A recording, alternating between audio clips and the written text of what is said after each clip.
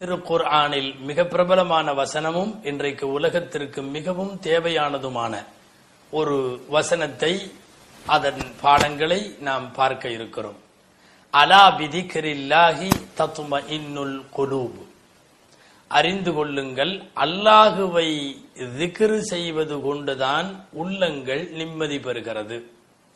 அல்லாஹுவை நினைவு கூறுவதால், அல்லாஹுவை தியானிப்பதால், அல்லாஹுவை நினைப்பதால் உள்ளங்கள் நிம்மதி பெறுகிறது. இந்த உள்ளங்கள் நிம்மதி பெறுறதுக்கு என்ன வழி? மன நிம்மதி வேணும். அதுக்கு என்ன வழி? இன்னைக்கு உள்ள டென்ஷனான உலகத்தினுடைய மிகப்பெரிய தேடல் இன்னைக்கு அதுல வந்துதான் நிக்குது. நிறைய மனசு சம்பந்தப்பட்டு தான் இன்னைக்கு பேசுறாங்க, எழுதுறாங்க. மனசு ரிலாக்ஸ் ஆகணும், மன நிம்மதி வேணும். ஏன்னா இந்த உலகத்துல மனநோயாளிகள் நிறைய பெருகிட்டே வர்றாங்க. பல கோடி மனநோயாளிகள், குறிப்பாக ஐரோப்பிய கண்டத்தில் மேற்குலகத்தினுடைய நாடுகள்ல சாதாரண ஹாஸ்பிட்டல்கள் மாதிரி நிறைய மருத்துவமனைகள், என்னன்னா மனநோய் மருத்துவமனைகள் பெறப்பட்டிருக்கு.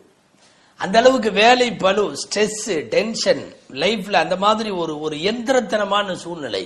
இன்னைக்கு மன நிம்மதி இல்லை. குர்ஆன் மன நிம்மதி 3 இடத்துல கிடைக்கும்னு சொல்லுது. 3 இடம். முதல் இடம் இதுதான். அல்லாஹுவை திக்ர் செய்வதால் மன நிம்மதி கிடைக்கும். 2வது, மனைவி மன நிம்மதியை தரக்கூடிய அற்புதமான சாதனம். மனைவி மன நிம்மதி தருவாள். 3வது, வீடு மன நிம்மதி தரும் இடம். ஜஅலலகும் மின் பைத்திக்கும் சகனா. உங்களுடைய வீடை நிம்மதிக்காக இறைவன் ஆக்கியிருக்கிறான். மனைவி விஷயத்துல அஸ்வாஜன் லிதஸ்குனு இலைஹா, நீங்கள் நிம்மதி பெறுவதற்காக வேண்டி ஜோடிகளை அமைத்தான். மனைவி அமைத்த விஷயத்துல சொல்றான். இதோ இந்த ஆயத்தில் இறைவனை நினைவு கூறுவதால் உள்ளம் நிம்மதி அடைகிறதுங்கிறான். ஆக மன நிம்மதிக்கு குர்ஆன் முன்வைக்கின்ற 3 வழிகளில் முதல் வழியும் முக்கியமான வழியும் என்னன்னா அல்லாஹுவை திக்ர் செய்வதால். அல்லாஹுவை திக்ர் எப்ப செய்யறது? முதல்ல மறக்கவே முடியாது, மறந்தா தானே திக்ர் செய்யறது. எப்போதும் இறைவனுடைய நினைவு. அந்த நினைவுக்கு திக்ருக்கு சில வார்த்தைகள் இருக்கிறது அல்லவா?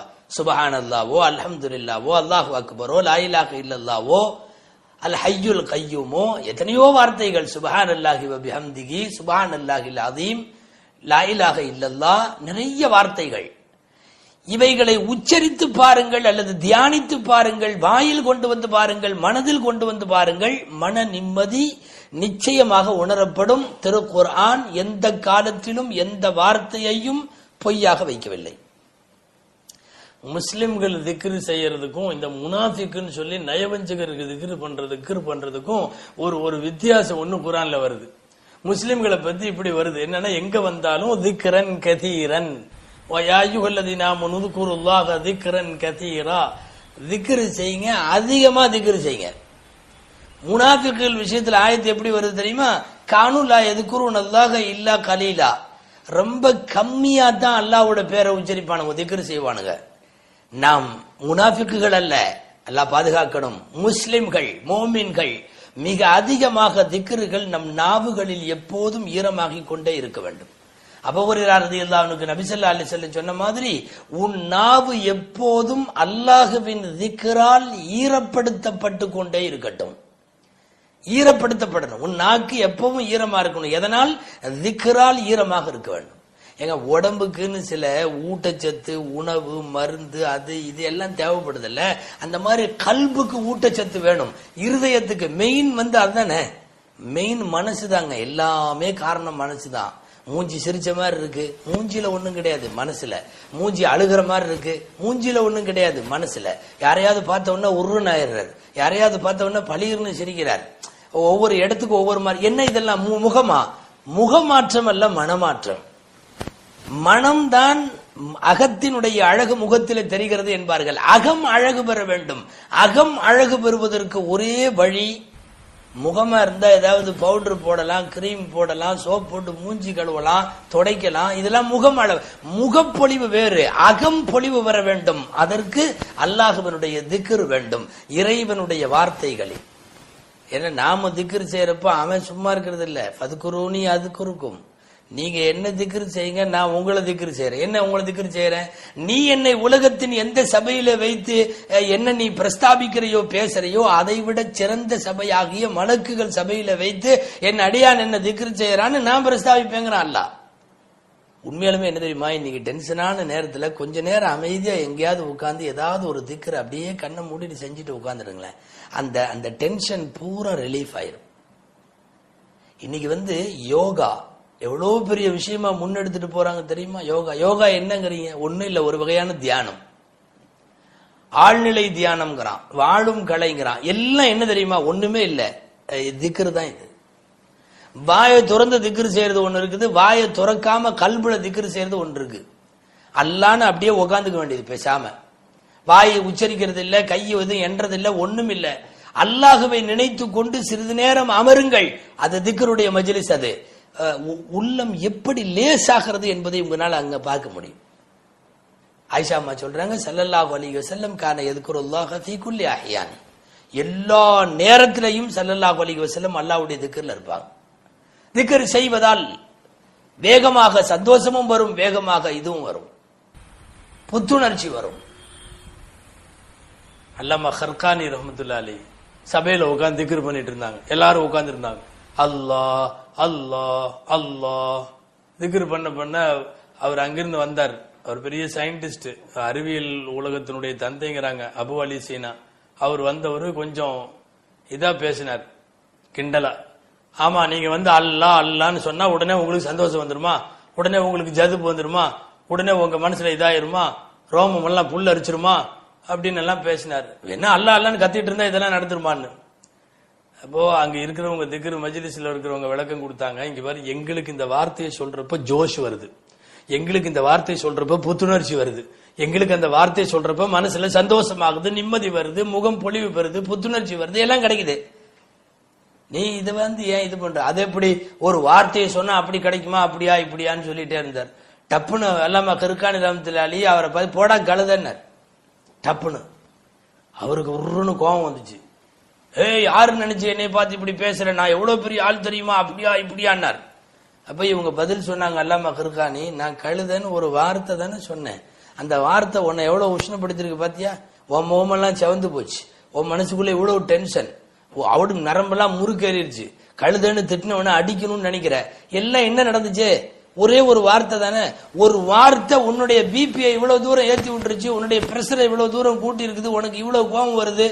அல்லான்ற ஒரு வார்த்தை எங்களுக்குள் இன்னமும் நிறைய மாற்றங்களை செய்வதற்கு அது போதுமானது. உண்மை அதுதான்.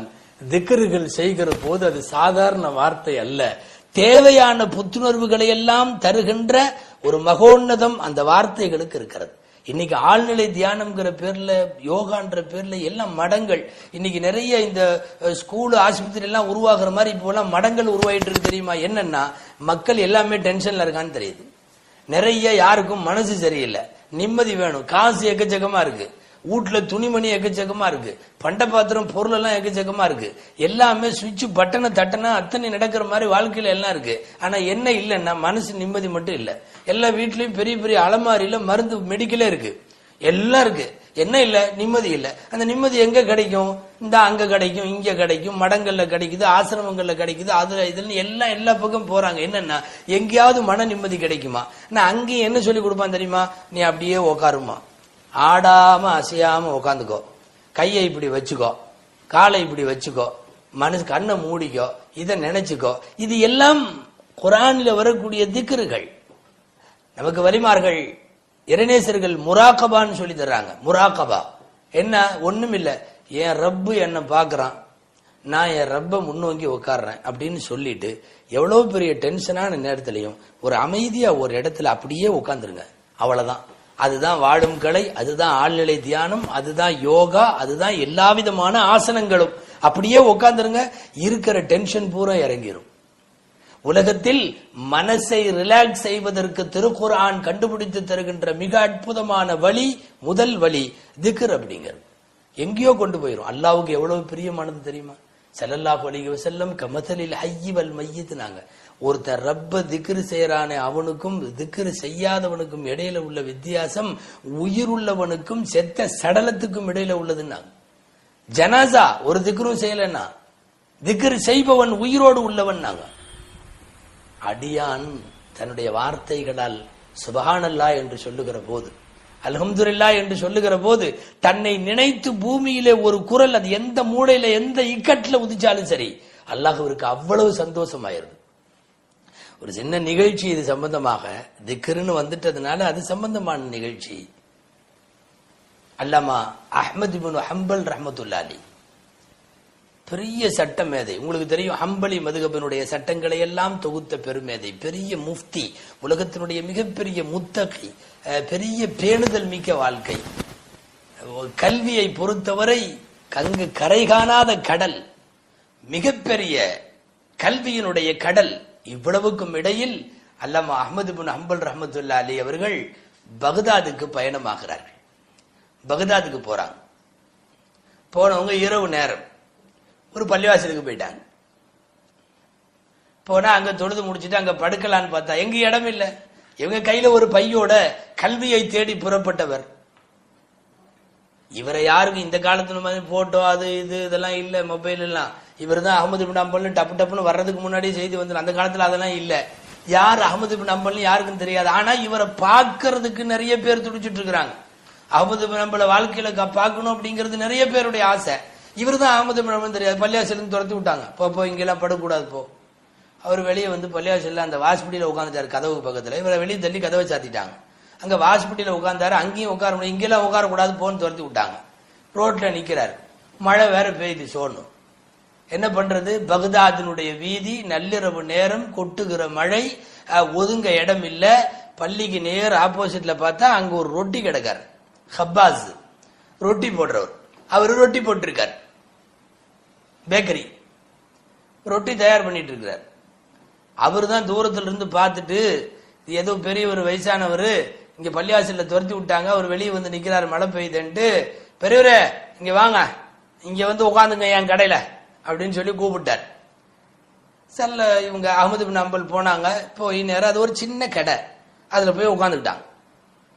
இவர் இந்த ஹப்பாஸ் இருக்காரு ரொட்டி போடுறவர், இவர் வந்து ரொட்டி போட்டே இருந்தார். திடீர்னு பார்த்தா ஒரு சின்ன வித்தியாசம் என்னன்னா, திக்ரு செஞ்சுக்கிட்டே ரொட்டி போடுறார், மாவு பிணைகிறார். ஒரு மாவு ரொட்டிக்கு சப்பாத்திக்கு புரோட்டாக்கெல்லாம் மாவு பிணைவாங்கல்ல, சுப்ஹானல்லாஹி வ பிஹம்திஹி சுப்ஹானல்லாஹில் அஸீம் சுப்ஹானல்லாஹி வ பிஹம்திஹி சுப்ஹானல்லாஹில் அஸீம் சுப்ஹானல்லாஹி வ பிஹம்திஹி சுப்ஹானல்லாஹில் திக்ர் ஓதிக்கிட்டே இருக்கிறார். அஹ்மத் இப்னு ஹம்பல் ரஹ்மத்துல்லாஹி பெரிய ஆலிம், பெரிய ஆன்மீக பேராசான். அவங்க இப்படி பார்த்தாங்க, கேட்டாங்க, எவ்வளவு நாளா உனக்கு இந்த மாதிரி ஒரு பழக்கம், ஓதிக்கிட்டே போடுறியே அப்படின்னு சொன்னாரு. நான் ரொம்ப வருஷமா இப்படித்தான் பழகிட்டேன். ரொட்டி போடுறதுக்காக நான் மாவு பிணைய ஆரம்பிச்சா தானா எனக்கு திக்ரு வந்துடும். இதை நிறுத்தினா திக்ரும் நின்று போயிடும். திக்ரு நின்றுச்சுன்னா திக்ரு இல்லாம என்னால பிணைய முடியாது. ஆச்சரியப்பட்டு போயிட்டாங்க. அப்படின்னா ஒரு நாள் முழுக்க எவ்வளவு தூரம் இவர் வந்து எவ்வளவு திக்ரு செஞ்சிருப்பாரு. நாள் பூரா ரொட்டி போட்டே இருக்காருன்னா அவருடைய திக்ரு பட்டியல்ல இவ்வளவு அல்லவா இருக்கும். ஆச்சரியப்பட்டு போய் அஹ்மத் இப்னு ஹம்பல் ரஹ்மத்துல்லாஹி அலைஹி சொன்னாங்க, பெரிய நன்மைக்குரிய விஷயமா இருக்கு. சரி, நாள் பூரா சுப்ஹானல்லாஹில் அஸீம் சுப்ஹானல்லாஹி வ பிஹம்திஹி இப்படின்னு எல்லாம் சொல்லிட்டு இருக்கிறியே, அல்லாஹ் உனக்கு ஏதாவது ஒரு சிறப்பு தந்திருப்பான? ஏன்னா இந்த ரெண்டு வார்த்தை இருக்கு இல்லையா திக்ருகள்ல, சுப்ஹானல்லாஹில் அஸீம் சுப்ஹானல்லாஹி வ பிஹம்திஹி, இந்த ரெண்டு வார்த்தை ரொம்ப பயங்கரமான வார்த்தை. இமாம் புகாரி அவர்கள் தங்களுடைய ஹதீஸ் நூலை கடைசியா இந்த ஹதீஸ்ல தான் முடிக்கிறாங்க. எந்த ஹதீஸ்? பிரபலமான ஹதீஸ் உங்களுக்கு தெரியும். கலிமத்தானி ஹஃபீஃபத்தானி, சொல்லுவதற்கு லேசான ரெண்டு வார்த்தைகள். சகீலத்தானி ஃபில் மீசானி, லேசா இருந்தாலும் மறுமையில எடை போடுறப்ப ரொம்ப வெயிட்டான ரெண்டு வார்த்தைகள். ஹபீபத்தானி இலர் ரஹ்மானி, ரஹ்மானுக்கு ரொம்ப பிரியமான ரெண்டு வார்த்தைகள். எல்லாம் சொல்லிட்டு அந்த ரெண்டு வார்த்தைகள் சுப்ஹானல்லாஹில் அஸீம் சுப்ஹானல்லாஹி வ பிஹம்திஹி, இந்த ரெண்டு வார்த்தையை சொன்னாங்க ஸல்லல்லாஹு அலைஹி வஸல்லம். சுப்ஹானல்லாஹி வ பிஹம்திஹிங்கிறதும் சுப்ஹானல்லாஹில் அஸீம்ங்கிறதும் என்னங்க, சொல்லுவதற்கு லேசான ரெண்டு வார்த்தை, மீசானிலே எடை போட்டால் ரொம்ப கடினமான வார்த்தை, ரஹ்மானுக்கு ரொம்ப பிரியமான வார்த்தை. அதைத்தான் அப்ப அந்த ரொட்டி கடைக்காரர் சொல்லிட்டு இருக்காரு. அவர் பாட்டுல மாவு பிணையவும் போடவும். அஹ்மத் இப்னு ஹம்பல் ரஹ்மத்துல்லாஹி கேட்டாங்க, இவ்வளவு பெரிய திக்ரை இவ்வளவு நாள் பூரா சொல்லிட்டு இருக்கியே, அல்லாஹ் உனக்கு ஏதாவது ஒரு பெரிய அந்தஸ்து கொடுத்திருப்பானே அப்படின்னு கேட்டார். அப்ப சொன்னாங்க, மா தஅவுதுல்லாஹ ஷையன் இல்லா வகத் அஜாபனி. ஆமா, அல்லாஹ் எனக்கு சொல்லியிருக்கான், நான் எதை கேட்டாலும் துஆ கேட்டாலும் அல்லாஹ் அப்படியே கபூல் செய்து விடுவான். எதை கேட்டாலும் இது வரைக்கும் அப்படித்தான் நடந்துட்டு இருக்கு. எதை கேட்டாலும் ரப்புல் ஆலமீன் கபூல் செய்து விடுவான். அஹ்மது இப்னு ஹம்பல் ரஹ்மத்துல்லாஹி ஆச்சரியமா கேட்டாங்க, அப்படியா? ஆமா, எல்லா துஆவும் கபூல் ஆயிருச்சு, ஒரே ஒரு துஆ இன்னும் கபூல் ஆகாம இருக்கு. அந்த துஆவையும் அல்லாஹ் கபூலாக்கி தருவான்னு சொன்னார் அவர் ரொட்டி கடைக்கார். அஹ்மது இப்னு ஹம்பல் ரஹ்மத்துல்லாஹி கேட்டாங்க, நீண்ட நாளா நீ கேட்டு இதுவரையும் கபூல் ஆகாத அந்த என்ன துஆன்னு கேட்டாங்க. அவர் சொன்னாரு, இல்லா துஆஇ அன் அரா அஹ்மத் இப்னு ஹம்பல் ஃபி ஹயாத்தி. ஒன்னும் இல்ல, அஹ்மது இப்னு ஹம்பல் ரஹ்மத்துல்லாஹி, அஹ்மது இப்னு ஹம்பல்னு சொல்லி ஒரு பெரிய ஆலிம் இருக்காங்க, ரொம்ப பேணுதலானவங்க, அந்த இறைநேசர், அவங்கள வாழ்க்கையில நான் கண்ணால பார்க்கணும்னு கேட்டிருக்கேன். அது ஒண்ணு மட்டும்தான் இன்னும் நடக்கல, மீதி நான் எதை கேட்டாலும் எல்லாம் கபூல் ஆயிருச்சுன்னு சொன்னாங்க. அஹ்மது இப்னு ஹம்பல் ரஹ்மத்துல்லாஹி கடையில உட்கார்ந்துருக்காங்க. ஆச்சரியப்பட்டு போனார்கள், அழுதார்கள். அஹ்மது இப்னு ஹம்பல் ஒன்னு சொல்லல, என்ன ரொட்டி கடைக்காரருக்கு இன்னும் இதுதான் அஹ்மது இப்னு ஹம்பல்னு தெரியாது. அவர் பிரார்த்தனை அங்கீகாரமாகி விட்டது, ஏற்றுக்கொள்ளப்பட்டு விட்டது. அஹ்மது இப்னு ஹம்பல் ரஹ்மத்துல்லாஹி சொல்றாங்க, அப்பா நீ கடைசியா கேட்ட அந்த துஆவையும் அல்லாஹ் கபூலாக்கிட்டான் மட்டுமல்ல, அந்த அஹ்மது இப்னு ஹம்பலை உன் கடைக்கு இறைவன் இழுத்து கொண்டு வந்திருக்கிறான். நான் தான் அஹ்மது இப்னு ஹம்பல்னு சொன்னான். ஆச்சரியப்பட்டு அந்த பெரிய மகானை பார்த்த மகிழ்ச்சியில துள்ளி குதிக்கிறார் அந்த ஹப்பாஸ், அந்த ரொட்டி கடைக்காரர். ஏன்னா அஹ்மது இப்னு ஹம்பல் ரஹ்மத்துல்லாஹி சொன்ன வாக்கியமும் சரியான வாக்கியம். அன் சாகஹுல்லாஹு இலைக்க, இறைவன் இழுத்து கொண்டு வந்திருக்கின்றான். உண்மைதானே? பள்ளியாசல்ல போய் அங்க படுத்திருக்கலாம்ல, அவங்க துரத்தி விடுறாங்க. வாஸ்புடியில விட்டுருக்கலாம்ல, அங்கிருந்து துரத்தி விடுறாங்க. ரோட்ல மழை இல்லாம இருந்தா எங்கேயாவது போயிருக்கலாம்ல, மழை வந்து நிக்கிறாங்க. கடைசியாக இழுத்து கொண்டு வந்து அந்த கடைக்குள்ள நிறுத்துகிறான் அல்லவா. சொல்ல வந்தது, திக்ரு செய்யக்கூடிய நாவுகள் கேட்கக்கூடிய எல்லா பிரார்த்தனைகளையும் இறைவன் அங்கீகரித்துக் கொள்ளுகிறான். அந்த பிரார்த்தனைகளின் அங்கீகாரம் தான் இது. அருமைநாயகம் ஸல்லல்லாஹு அலைஹி வஸல்லம் அதனால்தான் திக்ரு செய்வது சம்பந்தமாக, திக்ரில இருப்பது சம்பந்தமாக நிறைய ஹதீஸ்களில் வலியுறுத்தினார்கள். இந்த உலகத்தின் ஹயாத்து திக்ரு தெரியுமா? ஏங்க, அல்லாஹ் அல்லாஹ்னு சொல்ற ஆளு நின்றுச்சுன்னா உலகம் நின்றும். எந்த மூலையிலேயாவது, உலகத்தின் எந்த பகுதியிலேயாவது அல்லாஹ்னு சொல்ற ஒருத்தன் இருக்கிற வரையும் தான் துன்யா இருக்கும், இல்லாட்டி இருக்காது. லா தகூமு ஸாஅத்து ஹத்தா யுகால ஃபில் அர்தி அல்லாஹ் அல்லாஹ். அல்லாஹ் அல்லாஹ் என்று சொல்லுகிற ஆள் இருக்கிற வரை கியாமத்து வராதுன்னு நாங்க ஸல்லல்லாஹு அலைஹி வஸல்லம். கியாமத்து வராது. எனவே உலகத்தில் அல்லாஹ் என்று திக்ரு செய்பவர்களால் தான் உலகம் தன்னுடைய இருப்பில் இயங்கிக் கொண்டிருக்கிறது என்பதை நாம் இங்கே கவனிக்க வேண்டும். அதனால தான் ஸல்லல்லாஹு அலைஹி வஸல்லம் நாம யார்கிட்ட தொடர்பு கொள்றதாக இருந்தாலும் தொடர்பு எப்படி சொன்னாங்க தெரியுமா? யார்கிட்ட பழகணும் தெரியுமா? நல்லோர்கள்ட்ட போய் அமரணும். யார் நல்லோர்கள் தெரியுமா? அல்லதீன இதா ருஉ துகிரல்லாஹ், அவர்களை பார்க்கப்பட்டால் அல்லாஹ்வுடைய நினைவு வர வேண்டும். பார்த்தாலே அல்லாஹ்வோட நினைப்பு வரணும். அந்த மாதிரி வாயிலும் பேச்சிலும் மூச்சிலும் இறைவனின் திக்ரோடு வாழுபவர்களோடு தொடர்பு வைத்துக் கொள்ள வேண்டும் என்றார்கள் ஸல்லல்லாஹு அலைஹி வஸல்லம். இன்னைக்கு மனசு நிம்மதி இல்லாமல் தவிக்கிற உலக மக்கள் எல்லாருக்கும் குர்ஆன் ஹதீஸ் சொல்லுகின்ற செய்தி என்பது அந்த ஒரே செய்தி தான், திக்ர் செய்யுங்கள், உங்களுடைய நாவுகள் திக்ர் செய்யட்டும், எப்போதும் அந்த திக்ரில ஈடுபட்டு கொண்டே இருக்கட்டும். இறைவன் தேவையான மன நிம்மதியை தருவான். உளைச்சல் காரணமாக, இன்னைக்கு உள்ள வேலைப்படு காரணமாக, பல்வேறு விதமான உலகத்தினுடைய இந்த டென்ஷன்கள்ல இறைவனுடைய திக்ரை மட்டும் மறக்காதீர்கள். காலையோ மாலையோ சிறிது நேரம் அப்படியே கண்ணை மூடி நான் என் ரப்பை நினைத்து கொண்டு அமருகிறேன்னு சொல்லிட்டு உட்கார்ந்துருங்க. இதுக்கு வேற எதுவுமே தேவையில்லை. இந்த ஆழ்நிலை தியானம் மனசுல இருக்கக்கூடிய எல்லா விதமான அழுத்தங்களையும் குறைத்து காட்டும். அந்த அழுத்தத்தை குறைப்பதற்கான பெரிய வழியைத்தான் குர்ஆன் தத்மஇன்னுல் குலூப் என்று சொல்லுகிறது.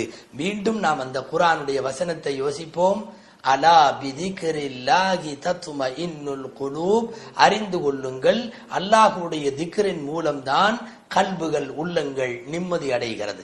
எல்லாம் வல்ல அல்லாஹு ஜல்ல ஷானுஹு தஆலா உள்ளத்திற்கு பூர்ணமான நிம்மதியை வழங்குவானாக. மன நிம்மதி இல்லாமல் தவிக்கின்ற அத்தனை பேருக்கும் இறை தியானங்களின் மூலம் இறைவன் நிம்மதியான வாழ்க்கையை வழங்குவானாக. ஆமீன். வாஹிர்